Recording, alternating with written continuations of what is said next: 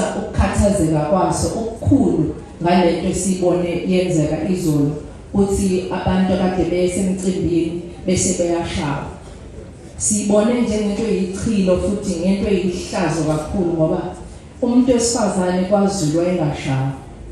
Umuntu wesifazane kwakuthi abantu noma bebaleka mayiseqashe ngaphansi kwesidwaba wangamthinti lowo muntu ngoba kwakwazeka ukuthi umuntu wesifazane awumthindi nokumthinta. Kodwa into esibona izolo amagwala abantu besilisa beshaya abantu besifazane ichilo kuthina singamaZulu, ichilo kuthina singabantu abamnyama, ihlazo elikhulu esifisayo bakwethu ukuthi izinto ezinjengalezo zisibukanisa nezwe. Asikho isidingo sokuthi uma ngabe uyinhlangano enye nomunye inhlangano sekuyaliwe.